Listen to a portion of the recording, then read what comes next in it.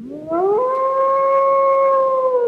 today I just wanted to take a quick look at the 2014 film Når dyr drømmer, also known as When Animals Dream, and this is definitely a very interesting take on the werewolf film, in my opinion. It's definitely one of the more unique films to date because essentially it's more of a coming-of-age film. It features a young girl, her name is Marie, and throughout the film she gradually discovers that she is, I guess you could say, a biological or inherent werewolf, meaning she was born into this rather than having been bitten and being transformed. This follows a lot of her emotional struggle and or rather her struggle to accept it, or her coping mechanism. So it definitely makes this, I guess, a lot more a unique or interesting watch. It's definitely a more humane film, but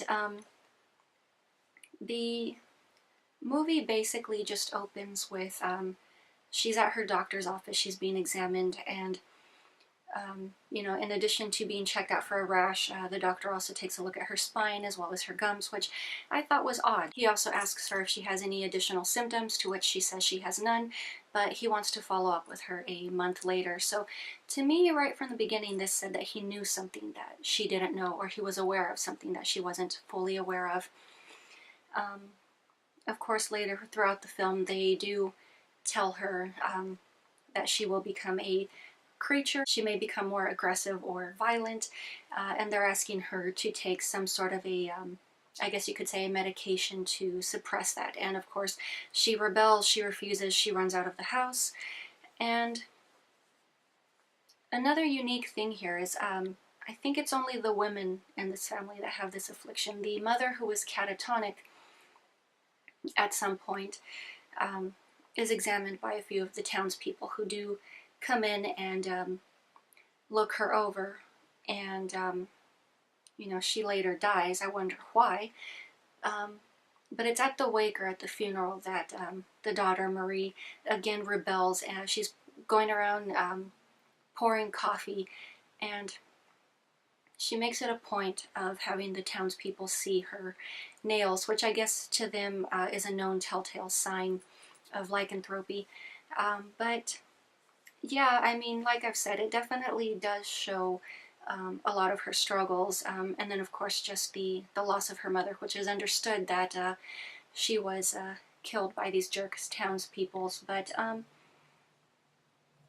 I did want to point out just really quick something that I did forget to mention is I love the opening credits scenes for this film, because it does tend to reference the title of the film, also When Animals Dream, because it does have this very unique dreamlike state. It gives a very new perspective or view on everyday objects, I guess you could say, or landscapes, because everything just looks so new and different. And I think this is done because it's meant to be understood as you're viewing this from the wolf's perspective. So I don't know if it's just meant to imply that Marie is, I guess you could say, going into a trance-like state and wandering around at night in her as her wolf self. I don't know, but you know, they really don't hint at that. All they really say is that within the town there are a lot of mysterious deaths going on.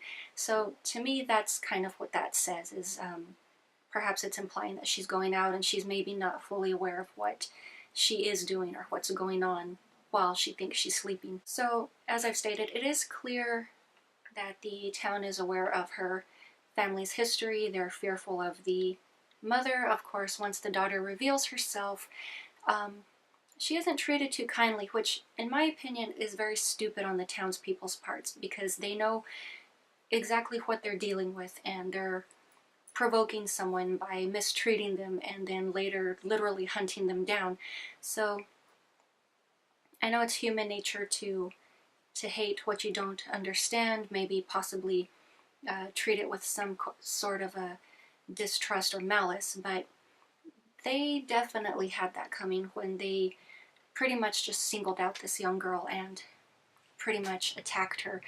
And you know, obviously she does what she has to do. She gets caught by her father packing up to leave, and rather than the father asking her to to stay. He pretty much just gives her the only word of advice that she would ever need on her own as an adult. I guess living in this type of a state is don't take anybody's bull, which, yeah, I mean, that's sound advice for just anybody in general, not just, you know, someone going through life as a lycanthrope. But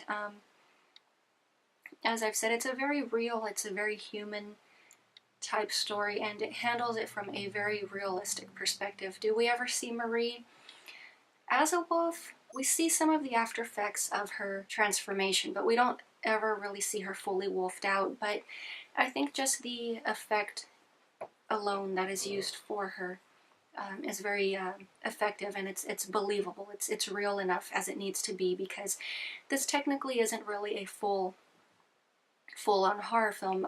This also has a lot of dramatic elements to itself as well, but it's definitely it's a different spin on a story that we've heard a million times over. But I will leave you with that, and I will talk to you guys later.